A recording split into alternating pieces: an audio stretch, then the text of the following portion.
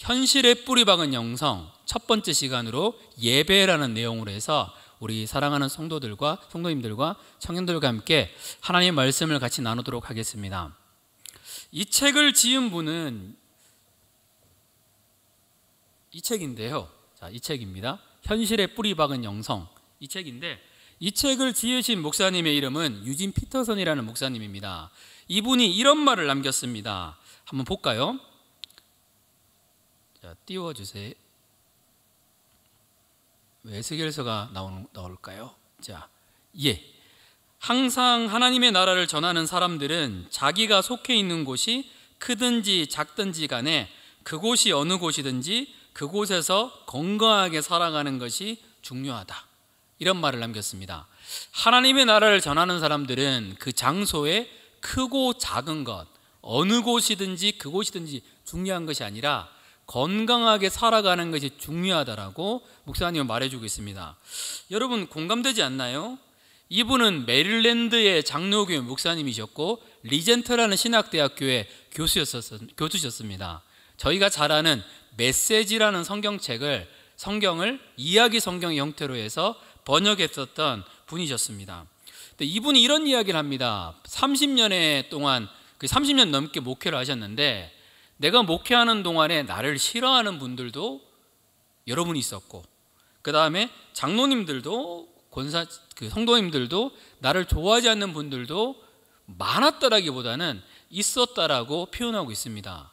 어떻게 보면 누군가에게 간정을 할 때, 이야기할 때 우리는 그렇게 얘기하고 싶잖아요. 나는 이곳에서 사랑받고 있다, 나는 이곳에서 은혜 받고 있다, 이렇게 말하고 싶은데 이 목사님의 특징은 진솔하다는 겁니다. 솔직하게 자신의 마음들을 표현합니다. 왜냐하면 진실한 이야기, 진솔한 이야기가 우리를 자라게 하기 때문입니다. 내가 만약에 신앙의 균형이 안 잡혀 있다면, 교회의 모습이랑 바깥의 모습이 다르다라면 무엇부터 살펴봐야 되는가 하면 지금 현재 내 모습이 진솔한가, 내가 진실한가, 이것을 살펴보는 것이 중요합니다.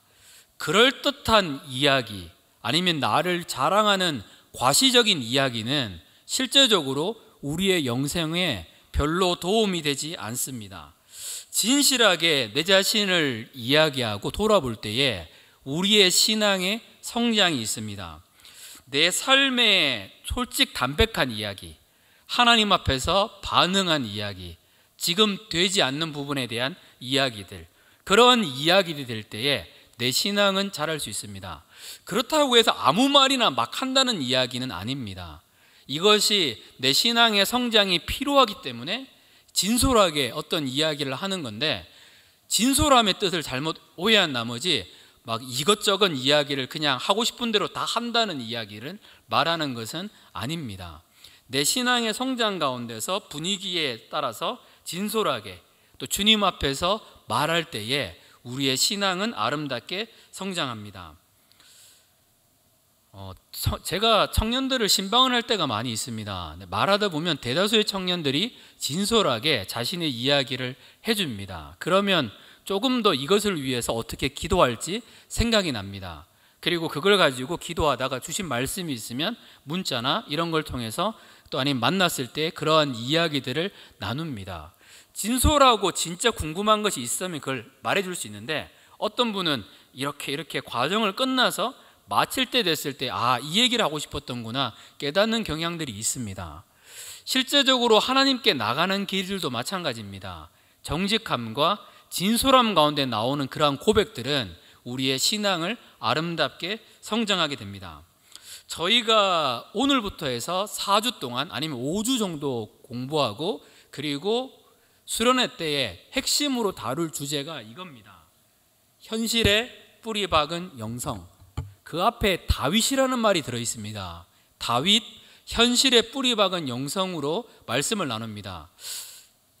가능하시면이 아니라 솔직한 마음에는 다 했으면 좋겠는데 꼭 책을 사셔서 보셨으면 좋겠어요. 한 청년이 그러더라고요. 보다가 너무 재밌다. 이런 것도 있구나. 하나님의 은혜를 느낀다. 이런 청년들의 고백들이 있습니다. 중고나라나 아니면 알라딘 중고서점에 가면 싸게 팔리더라고요. 책을 안 사셔서 그런지 싸게 팔리기도 합니다.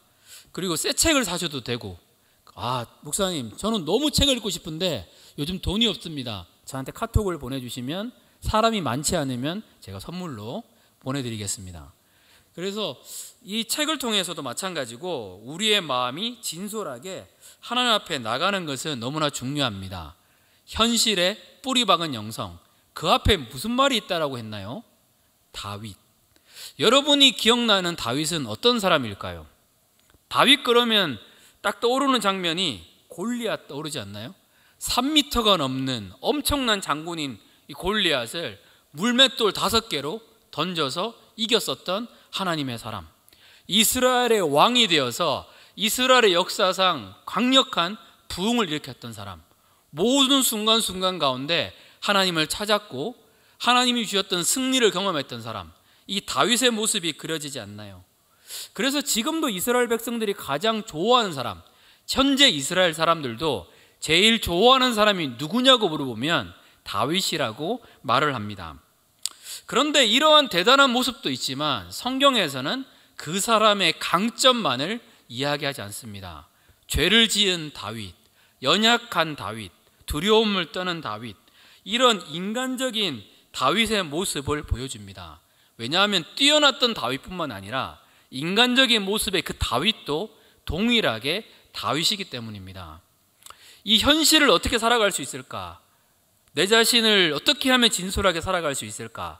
이 부분이 현실에 뿌리 박은 영성을 통해서 잘 나타내 있습니다. 그럼 오늘 이 시간은 다윗을 통해서 우리가 배울 수 있는 현실에 뿌리 박은 영성은 무엇인지 한번 살펴보도록 하겠습니다. 첫째, 같이 한번 읽어볼까요? 자, 시작.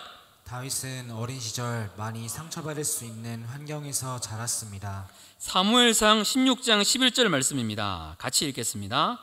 또 사무엘이 이새에게 이르되 네 아들들이 다 여기 있느냐? 이새가 이르되 아직 막내가 남았는데 그는 양을 지키나이다. 사무엘이 이새에게 이르되 사람을 보내어 그를 데려오라. 그가 여기 오기까지는 우리가 식사 자리에 앉지 아니하겠노라. 아멘. 우리가 이 내용을 무슨 내용인지 모르는 사람은 잘 없습니다. 교회를 처음 온 친구들은 모를 수 있지만 여러분 성경학교를 거쳤던 친구들은 알고 있습니다.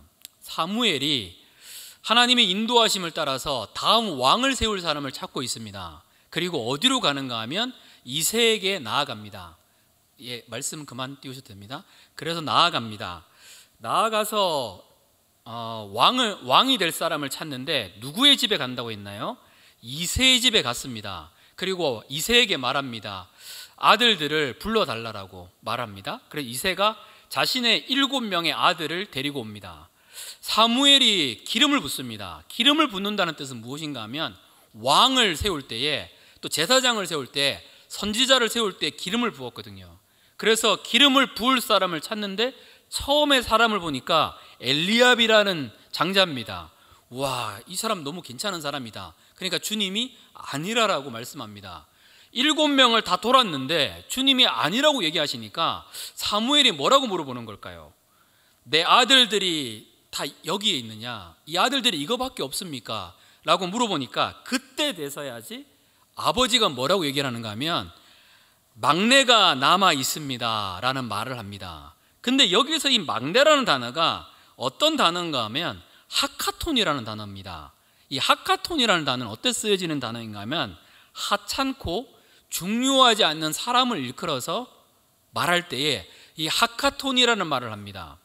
다윗은 어릴 때 자랄 때 아버지로부터 하찮고 중요하지 않는 사람, 가족으로부터 이러한 평가를 받고 자랐던 사람이었습니다.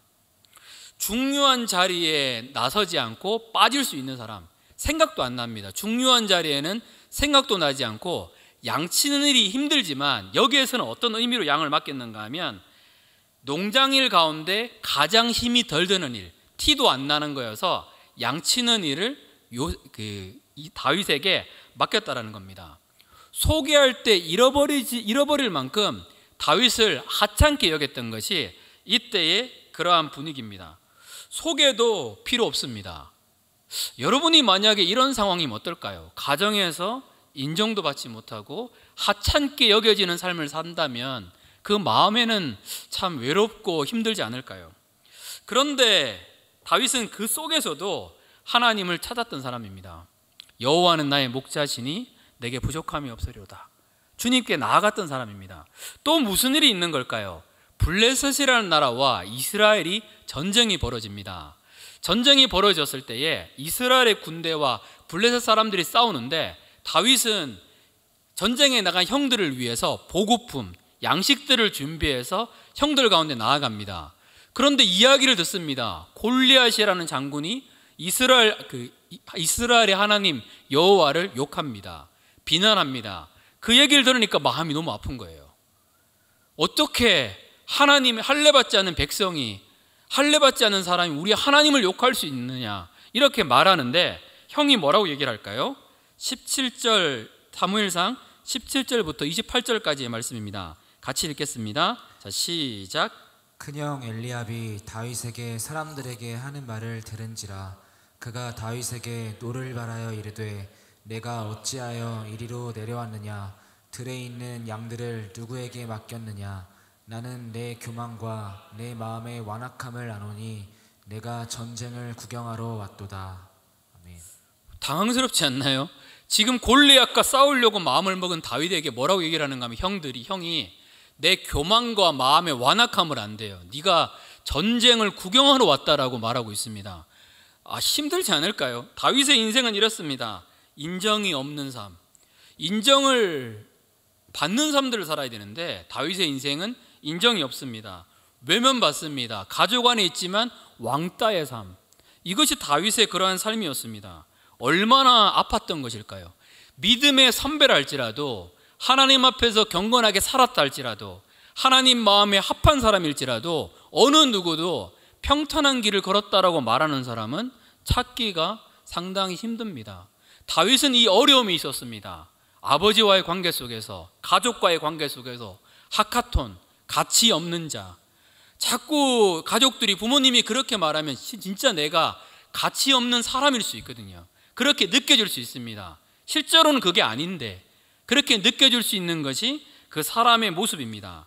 부모 용서하기, 나를 용서하기라는 책이 있습니다. 이 글은 이렇게 시작됩니다. 어떤 누나가 이렇게 얘기합니다. 아버지가 오늘까지 살아 계셨으면 아동학대로 체포되었을 거야 라고 얘기하니까 자기가 이렇게 얘기합니다. 말도 안 돼. 우리 아버지는 그렇지 않아. 이렇게 말하고 있습니다. 근데 가만히 살펴보니까, 자신의 삶을 살펴보니까 진짜 아픈 분이에요. 아버지가 화를 내면 가죽 허리띠로 이 아이의 등을 수도 없이 때렸다고 합니다. 맞으면서도 울거나 소리를 내지 말아야 했습니다. 그리고 한 번도 아버지는 같이 놀거나 이야기해 본 적이 없습니다. 그런데도 불구하고, 그렇게 살았음에도 불구하고 과거의 기억을 덮어둔 채 누군가가 만약에 어린 시절이 행복했냐고 물으면 뭐라고 대답했을 걸까요? 행복했다. 우리 가족들은 친밀했다. 우리 아버지는 우리 부모님은 아이들을 잘 돌보아준 근사한 가정이었다. 이렇게 이 책은 시작합니다. 여기에 대해서 데이비 스투비라는 사람은 이렇게 이야기합니다. 제가 읽겠습니다. 상당히 많은 사람들의 이야기를 들어보면 자신은 아무 문제가 없는 평안한 가정에서 자랐다고 생각하고 자신의 부모님을 너무나도 훌륭한 사람으로 묘사한다. 이것은 자신을 길러준 부모님을 이상화, 신격화하는 것으로 인해서 과거의 아픈 상처로부터 자신을 보호하려는 방어기제로 많은 사람들에게 사용되어지는 자기 방어의 모습이다 라고 이야기합니다. 이게 무슨 내용일까요? 나는 행복한 사람이어야 합니다. 사람에게 비춰질 때에 글이 끝나면 바로 닫아주세요. 나는 행복한 사람이어야 해. 좋은 이미지로 비춰줘야 해. 다르게 들렸는가 보네요. 네, 닫아달라고 말씀드렸습니다. 네, 나는 행복한 사람이어야 해. 좋은 이미지로 비춰줘야 해. 이렇게 생각하고 있습니다. 다른 사람이 볼 때에 나는 괜찮은 사람, 나는 사랑받은 사람, 좋은 이미지가 돼야 되니까 정직하게 나아간다는 것이 쉽지가 않습니다. 마치 밝고 좋은 면만, 내 삶에 아무런 문제가 없는 면모만 생각하고 있어서 자기를 바라보는 인식이 왜곡될 수가 있습니다. 그래서 아팠었던 것을 현실적으로 이것은 잘못되었어, 이것은 아니야 라고 말을 하지 못하고 괜찮았어, 이유가 있겠지, 이렇게 판단하며 살아가는 모습이 이 당시에 이때의 그러한 모습이라는 겁니다. 근데 반대도 마찬가지예요. 부모님이 분명하게 따뜻하게 사랑으로 품어주셨고 행복하게 해주셨는데 그거는 기억 못해요. 객관적으로 기억 못하고 안 좋은 것, 나쁜 것만 기억합니다. 왜곡된 거죠. 둘 다 마찬가지로 왜곡된 겁니다. 객관적으로 나를 바라볼 수 있는 눈이 생길 때에 우리는 건강하게 나아갈 수가 있습니다. 내 아픈 모습도 내 삶입니다. 내가 힘들었던 기억도 내 삶입니다. 이 모든 것 속에서 건강하게 나를 인정할 때에 우리는 진정한 회복과 치유의 길 가운데 나아갈 수가 있습니다. 최근에 내적 치유의 흐름을 보면 상처 치유에 대한 이야기를 굉장히 나중에 합니다. 어떤 이야기를 할까요? 먼저 상처를 받아들인다는 겁니다. 아, 내가 객관적으로 내가 이러한 상처를 받았구나. 이것이 내 삶의 치유의 길로 나아가는 핵심 포인트입니다. 아, 내가 이렇게 살았었구나. 내 삶 속에 이런 아픔이 있었구나. 이걸 인정할 때에 아, 그렇구나. 내 자신의 있는 모습 그대로의 내 모습을 바라볼 수 있고 아름다운 모습 가운데 나아갈 수가 있습니다. 그래서 다윗이 이런 표현을 합니다. 시편 27편 10절 말씀입니다. 같이 한번 읽어볼까요? 자, 시작. 내 부모는 나를 버렸으나 여호와는 나를 영접하시리이다. 아멘. 솔직하게 인정을 합니다. 다윗도 솔직하게 인정합니다. 내 삶에서 내 부모는 나를 버렸었다. 직면하는 겁니다. 정직하게 내 자신을 직면하면서 솔직함 가운데 나아가는 순간 부모님의 신격화가 없어집니다. 아, 부모님도 연약한 인간이었구나. 그 사람이었구나. 그리고 정직하게 바라봅니다. 어린 시절 때 내 모습은 부모님이 나를 버렸던 모습이구나. 다윗은 그 부분에 대해서 명확하게 이해합니다. 객관적으로 내가 어디에 상처를 받았고 내가 어떤 사람인지 알다 보면 우리의 삶에 어떤 일이 나타날까요? 내가 세워집니다. 객관적으로 내가 세워지면 나를 바라볼 수 있는 힘들이 생깁니다. 내가 세워지지 않으면 주변 사람들의 반응에 따라서 화가 나고 주변 사람들의 모습 때문에 나를 통제할 수가 없습니다. 하지만 자기의 정체성이 올바로 세워지게 되면 여기에 대해서 내가 어느 부분에 약하고 어느 부분이 강함을 알기 때문에 돌파할 수 있는 힘이 생깁니다. 어떤 학자가 이런 말을 했습니다. 자기의 언어에 비난이 많았습니다. 나는 왜 이렇게 비판이 많을까? 나는 왜 이렇게 비난이 많을까 고민해 보니까 본인을 직면하면서 깨달았던 것은 내가 나 자신을 오랫동안 비난하며 살았다라는 것을 알게 되었습니다. 그래서 자기를 향한 비난을 멈추니까 다른 사람을 향한 비난에서도 조금씩 사라지는 모습을 볼 수 있습니다. 왜 많은 사람들이 인정에 목말라 할까요? 왜 나를 인정해 주지 않지? 왜 이렇게 인정에 목말라 하는 이유가 뭘까요? 내가 나를 인정하지 않으니까 다른 사람으로부터 그 인정을 받고 싶은 겁니다. 우리 주님은 어떠실까요? 우리 여호와 하나님은 다윗이 부모님에게 버림을 받아도 어떻게 하실까요? 영접하십니다. 우리 하나님은 우리를 받아주십니다. 내가 깨어졌더라도, 내가 아팠더라도, 내가 상처가 있어도, 내 과거에 어떤 것이 있었을지라도 하나님은 그 과거의 모습 속에 있는 내 생각과 내 마음을 변화시켜 주시고 새로운 길 가운데 이끌어 주십니다. 우리는 이 말씀을 기억해야 합니다. 다윗처럼 내가 부모님에게 버림을 받았구나 인정을 하지만 여기서 그치는 것이 아니라 우리 하나님 여호와는 나를 영접하신다. 다윗은 이 아픈 과정 속에서도 뭘 했던 걸까요? 하나님을 찾았습니다. 우리 사랑하는 성도님들, 청년들의 삶 속에서도 하나님을 찾는 은혜가 가득하시기를 축복합니다. 우리 두 번째는 무엇일까요? 다윗은 억울한 일을 많이 당했습니다. 골리앗 앞에 아무도 나서지 않았습니다. 골리앗이 하나님의 이름을 욕했을 때에 누구도 나서지 않았는데 다윗이 어떻게 할까요? 다윗은 그 자리에 나섭니다. 그리고 이렇게 말합니다. 사무엘상 17장 45절 말씀입니다. 같이 읽겠습니다. 자, 시작. 다윗이 블레셋 사람에게 이르되 너는 칼과 창과 단창으로 내게 나아오거니와 나는 만군의 여호와의 이름 곧 내가 모욕하는 이스라엘 군대의 하나님의 이름으로 내게 나아가노라. 와, 소년 다윗이 골리앗 3m가 넘는 골리앗에게 나아갑니다. 여러분, 우리가 이게 성경에서 봐라 그렇지 저희 때 등치가 큰 사람이 최홍만 아니 효도르 지금도 모르겠는데 효도르였거든요. 여러분이 효도르에게 나갈 수 있을까요? 이 쉽지 않은 과정이잖아요. 근데 다윗의 마음에는 하나님을 향한 마음이 있었습니다. 그래서 골리앗에게 물맷돌을 던졌고 저희가 알다시피 어떤 일이 났을까요? 골리앗은 쓰러지고 이스라엘 백성들은 놀라운 승리를 거두었습니다. 이 승리를 거두었으면 앞으로 영광이 기다려야 되지 않을까요? 와, 승리했다. 우와, 하나님께서 또 어떻게 이끄실까 기다려야 되는데 무슨 일이 나타날까요? 사무엘상 18장 6절부터 9절 말씀인데 저희 같이 한번 읽어볼까요? 자, 시작.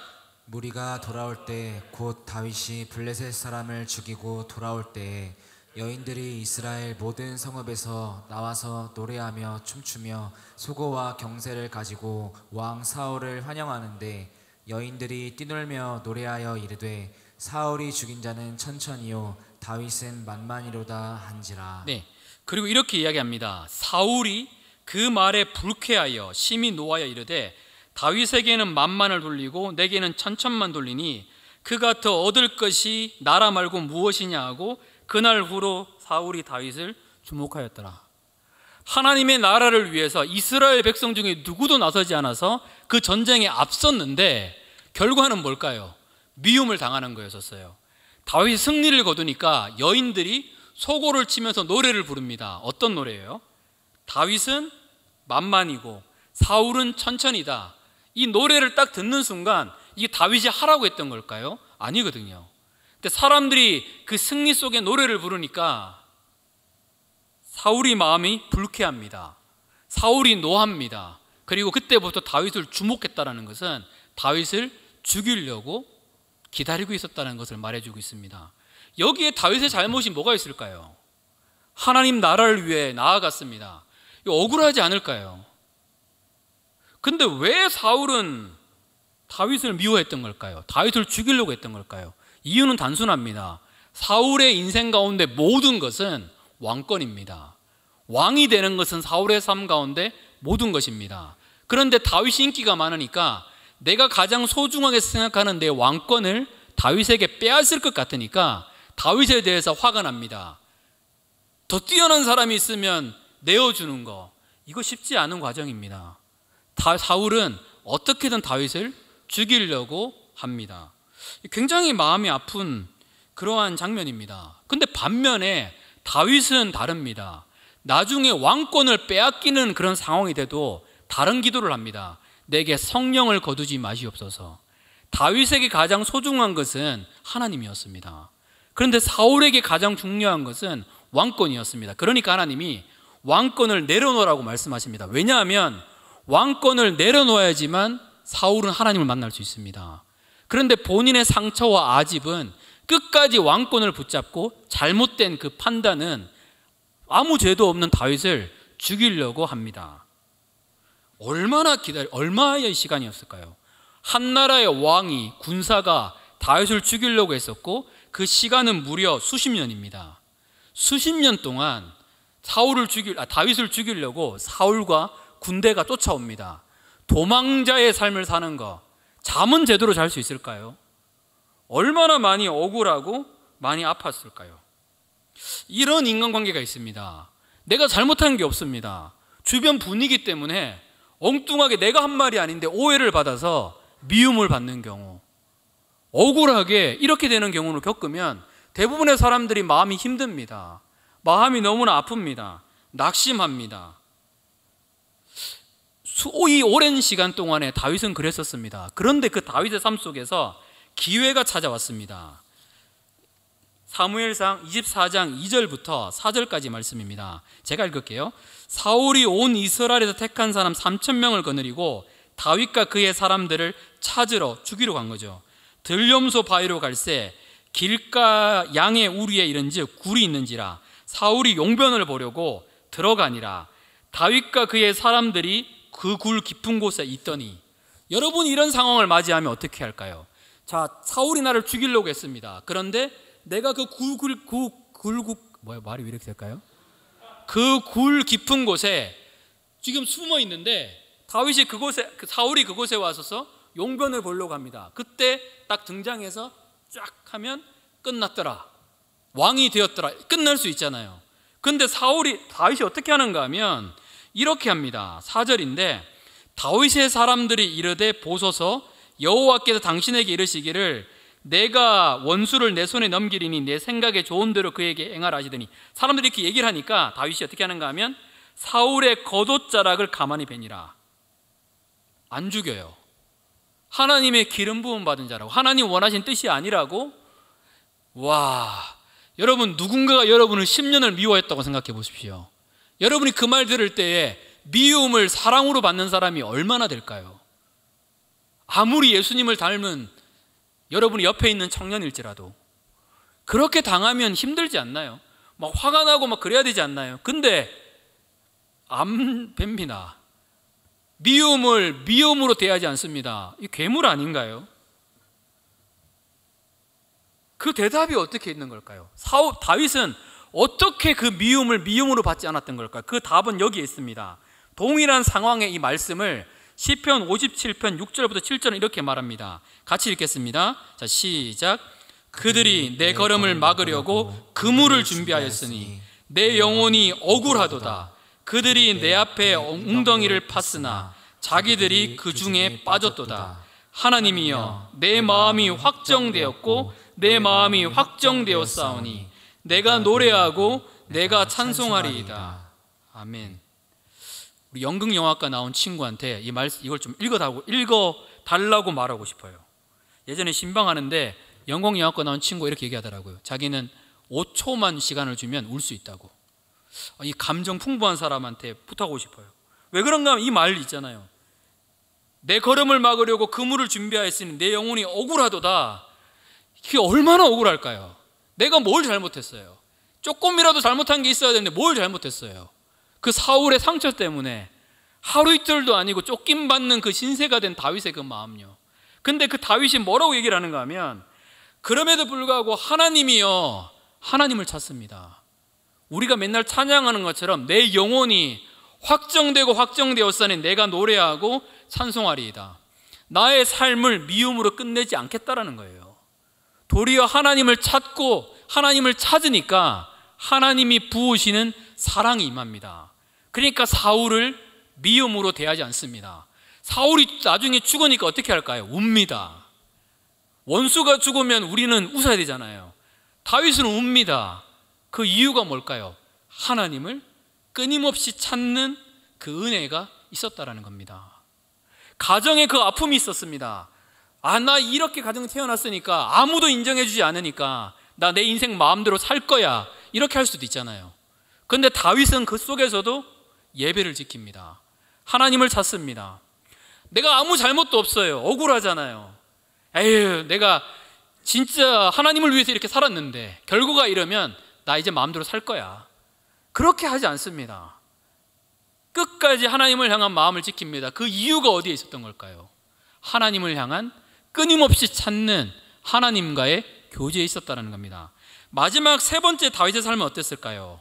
같이 읽어볼까요? 자, 시작. 다윗도 죄 가운데 깊게 미끄러졌습니다. 죄가 없이 다윗이 당했는데 여기서는 다윗의 죄 때문에 다 일어난 일들이에요. 참 이것도 신기한 겁니다. 아니, 그렇게 사랑의 길을 걸었던 다윗이 어떻게 이렇게까지 무너졌을까요? 하는 장면이 오늘 말씀에 나오는 장면입니다. 사무엘하 11장 1절부터 2절까지의 말씀입니다. 같이 읽겠습니다. 자, 시작. 그 해가 돌아와 왕들이 출전할 때가 되매 다윗이 요압과 그에게 있는 그의 부하들과 온 이스라엘 군대를 보내니 그들이 암몬 자손을 멸하고 랍바를 에워쌌고 다윗은 예루살렘에 그대로 있더라. 저녁 때에 다윗이 그의 침상에서 일어나 왕궁 옥상에서 거닐다가 그곳에서 보니 한 여인이 목욕을 하는데 심히 아름다워 보이는지라. 그 뒤의 스토리를 우리가 모르지 않습니다. 근데 참 마음이 아픈 거예요. 그렇게 경건했었던 다윗이, 그렇게 멋있었던 삶을 어쩌면 살았었던 그 다윗이, 연약한 자들을 품고 하나님이 말씀하시면 나갔던 다윗이 어떻게 이렇게 무너졌던 걸까요? 이때 다윗은 어땠던 걸까요? 밧세바의 사건이 말해주는 것이 아닙니다. 그 해가 돌아와 성경 말씀은 분명하게 그 전에 있었던 일을 이야기합니다. 그 전에 다윗은 잔인해졌습니다. 굳이 죽이지 않아야 될 백성, 굳이 죽이지 않아야 될 다른 나라의 군인들을 죽입니다. 그리고 다윗은 하나님과의 교제가 점점 더 멀어지게 됩니다. 하나님과의 교제가 멀어진 다윗은 어떤 죄도 짓는 그런 사람이 되어버렸습니다. 이제 싸워야 됩니다. 암몬과 싸워야 되는데 이스라엘의 군대를 보냈는데 다윗은 뭐 할까요? 그 전까지 다윗은 같이 싸웠습니다. 지금의 다윗은 뭘까요? 예루살렘에 그대로 있더라. 안 싸웁니다. 이제는 편안함이 좋습니다. 안락함이 좋습니다. 게으름이 좋습니다. 더 이상 싸움 가운데 나가고 싶지 않습니다. 멈춰진 다윗의 모습을 오늘 성경 말씀 우리에게 말해주고 있습니다. 다윗은 예루살렘에 그대로 있습니다. 하나님과의 교제가 끊어지면 뭘까요? 기대가 없습니다. 하나님과의 교제를 하지 않습니다. 그러면 어떠한 기대가 사라지고 매너리즘 가운데 빠지는 경향들이 상당히 많이 있습니다. 같이 나가야 되는데 하나님과의 교제가 무너지게 되면, 등한시되면 사람의 모습은 이렇습니다. 다윗도 이렇게 되었습니다. 마침 밧세바라는 여인이 목욕을 하고 있습니다. 이분은 우리아의 아내입니다. 우리아는 충직한 사람이에요. 그래서 그 이후에도 계속적으로 우리아라는 이름이 나옵니다. 왜 하나님께서 쓰셨던 걸까요? 충직한 사람을 다윗이 죽였다는 거예요. 이 우리아라는 사람이 등장합니다. 밧세바와 간음을 합니다.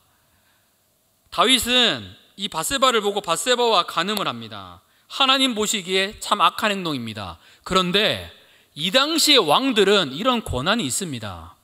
근데 하나님 보시기에 뭘까요? 악한 행동이에요. 너무 악한 행동이에요. 사람들이 이렇게 얘기를 합니다. 바람 피는 거에 대해서 너무 쉽게 생각하는, 지금은 당연한 거 아니냐 하는 새 시대의 풍조가 있습니다. 아닙니다. 바람은 앞으로의 관계를 이을 수가 없다고 저는 생각해요. 신뢰가 깨어지는 순간이거든요. 다윗 시대 때는 왕들이 이렇게 해도 돼요. 근데 하나님 앞에서 이거는 엄청난 큰 죄였거든요. 다윗이 이 죄를 짓고 깨닫습니다. 잘못했구나. 충동적으로 잘못을 저지르고 깨닫습니다. 그리고 하나님께 나와야 되는데 그동안 하나님과의 교제가 무너져 있으니까 다윗이 어떻게 할까요? 전쟁을 치르고 있는 우리아를 부릅니다. 우리아 오세요. 와가지고 전쟁을 치르고 있는 우리아가 집에 와서 밧세바와 하룻밤을 자게 합니다. 왜냐하면 다윗과의 관계를 통해서 밧세바가 임신을 했습니다. 그러니까 이걸 숨기고 싶으니까 전쟁터에 돌아온 군인들은 대부분 다 아내와 잠을 잡니다. 잠자리를 가집니다. 그러면 이제 우리아의 아내일 수가 있으니까, 우리아의 아이라고 말할 수 있으니까 이렇게 합니다. 근데 우리아는 충직한 사람입니다. 다른 백성들이 다 전쟁하고 있는데 내가 어떻게 여기서 편하게 지낼 수 있겠느냐 하고 그 자리에 가지 않습니다. 그리고 우리아는 나중에 돌아갑니다. 다윗이 어떻게 할까요? 이거 드러나면 안 됩니다. 솔직하게 드러나야지만 짧게 어쩌면 혼나고 끝날 수 있는 일인데 다윗은 끝까지 그것을 감춥니다. 완전 범죄를 꿈꿉니다. 그리고 군사령관 요압에게 우리아를 전쟁의 맨 앞에 세우라고 말하고 그 치열한 전쟁 가운데서 우리아는 죽습니다. 그리고 그 다음 말이 그래요. 밧세바를 위로했다. 위로 같은 소리, 죄송해요. 그렇게 나옵니다. 이렇게 끝이 나요. 그런데 여러분, 이 기간이 얼마였던 걸까요? 나중에 나단이라는 선지자가 와서 다윗을 책망합니다. 그때까지 무려 9개월이에요. 9개월 동안 다윗은 회개하지 않습니다. 9개월 동안 다윗은 하루하루를 그냥 살아가는 거예요. 죄책감도, 어떤 것도 잃어버린 채 망각하면서 자기의 실체를 보지 못하고 그냥 하루하루를 살아가는 거예요. 무려 9개월의 시간이 지났습니다. 하나님은 무려 9개월의 시간 동안에 기회를 주셨어요. 돌아오라고, 회개하라고. 근데 하나님과의 교제가 끊어지게 되니까 9개월이 지났는데도 그 자리에 멈춰 있습니다. 죄가 죄로 여겨지지 않는 모습을 가진 게 다윗이에요. 이게 다윗의 모습입니다. 그때 선지자 나단이 등장합니다. 사무엘하 12장 9절부터 10절까지 말씀입니다. 제가 읽겠습니다. 그러한데 어찌하여 내가 여호와의 말씀을 업신여기고 나보기에 악을 행하였느냐. 내가 칼로 햇사람 우리아를 치되 암몬 자손의 칼로 죽이고 그의 아내를 빼앗아 내 아내로 삼았도다. 이제 내가 나를 업신여기고 햇사람 우리아의 아내를 빼앗아 내 아내로 삼았은즉 칼이 내 집에서 영원토록 떠나지 아니하리라 하셨고, 심판의 메시지가 주어집니다. 죄를 지었는데 심판이 없으면 우리의 영혼은 더 망합니다. 근데 어떤 분은 너무 죄책감을 느껴서 문제이지만 다윗은 여기에 심판을 받습니다. 우리도 그렇지 않나요? 어떤 분이 담배를 많이 피우면 아무리 기도한다 그래가지고 폐가 건강하지 않습니다. 죄에 대한 대가가 있습니다. 그래서 주님이 말씀하십니다. 칼이 내 집에서 영원토록 떠나지 아니하리라. 이 얘기를 듣습니다. 그리고 아들이 죽습니다. 근데 그때가 되니까 다윗이 어떻게 할까요? 사무엘하 12장 16절 말씀입니다. 다윗이 그 아이를 위하여 하나님께 간구하되 다윗이 금식하고 안에 들어가서 밤새도록 땅에 엎드렸더니 이제 다윗이 기도합니다. 이제 다윗이 주님을 찾습니다. 늦진 않았습니다. 왜냐하면 하나님은 그럼에도 불구하고 죄의 대가는 치르지만 용서하십니다. 다윗을 회복시키십니다. 근데 너무 마음이 아픈 거예요. 하지만 그럼에도 불구하고 하나님이 다윗을 향해서 마음이 합한 자로 얘기하는 것은 그러한 죄를 지은 순간에도 말씀을 들으니까 다시 하나님께 돌아왔다라는 겁니다. 하나님을 찾았다라는 겁니다. 오늘 본문의 말씀에 다윗의 무너진 장막을 세운다고 말씀했습니다. 이게 뭘까요? 다시 한번 볼까요? 사도행전 15장 16절부터 17절 말씀입니다. 같이 한번 읽겠습니다. 자, 시작. 이후에 내가 돌아와서 다윗의 무너진 장막을 다시 지으며 또 그 허물어진 것을 다시 지어 일으키리니 이는 그 남은 사람들과 내 이름으로 일컬음을 받는 모든 이방인들로 주를 찾게 하려 함이라 하셨으니. 다윗의 장막은 주님을 찾는 거예요. 무너진 다윗의 장막이 세워진다는 것은 다윗이 주님을 찾은 것처럼 주님의 꿈은 모든 사람들이, 모든 이방인들이 주님을 찾는 데에 그 마음이 있었다는 겁니다. 다윗 믿음의 사람일지라도, 다윗일지라도 하나님과의 교제가 멀어지니까 이 현실의 벽에서 완전히 무너져가지고 인간이 생각지도 않았던 말도 안 되는 죄를 지은 것이 우리의 모습입니다. 우리가 다윗을 책망할 수 있을까요? 다윗을 비판할 수 있을까요? 우리도 똑같습니다. 하나님과의 교제가 없다면 하나님과의 교제는 마지노선입니다. 하나님과의 예배는 우리의 인생의 마지노선입니다. 예배가 등한시되면 죄에 빠지지, 예배가 회복됐는데 죄에 빠지는 사람은 잘 없습니다. 우리의 인생에 무너지는 가장 시작은 예배에 붙어 있습니다. 그러면 우리가 현실에 뿌리박은 영성을 얻는 길은, 갖는 길은 어디에 있을까요? 예배의 회복이 있습니다. 내 예배가, 나는 무슨 순간이 있어도 예배만큼은 포기하지 않겠다. 내가 예배만큼은 진솔하게 가겠다. 조는 한이 있더라도 집중하겠다. 내가 예배만큼은 하나님 말씀을 듣기 위해서 나가겠다. 그곳 가운데서는 생명이 있습니다. 타락하더라도 그 타락이 거기서 그치지 더 깊은 것 가운데 나가지가 않습니다. 그래서 유진 피터슨 목사님은 이렇게 얘기합니다. 한번 볼까요? 인간 다윗으로만 볼 때 그는 별로 대단하지 않았다. 성공적인 삶을 사는 법에 대해서 그로부터 배울 것이 거의 없다. 그는 불행한 아버지였다. 신실하지 못한 남편이었다. 또 순전히 역사적인 관점에서 본다면 그는 시적인 재능을 지녔던 미개한 족장이었을 뿐이다. 하지만 다윗이 중요한 것은 그의 도덕성이나 탁월한 전투 능력 때문이 아니라 바로 하나님과의 관계를 맺었던 그의 체험과 증언 때문이었다. 그의 전생에는 하나님과의 대면이었다. 하나님이 계셨기 때문에 그 약함 가운데서도 다윗의 인생을 하나님 마음에 합한 길로 주님이 이끌어 주셨습니다. 우리에게도 그 주님이 계십니다. 무너진 다윗의 장막을 세운다라는 것은 하나님을 찾는 것입니다. 모든 순간 가운데서 나는 다윗처럼 가정의 힘듦에도 불구하고 억울한 일에도 불구하고 내가 죄를 지은 순간에도 불구하고 하나님께 나와서 하나님께 예배하는 우리 청년들이 되시기를 축복합니다.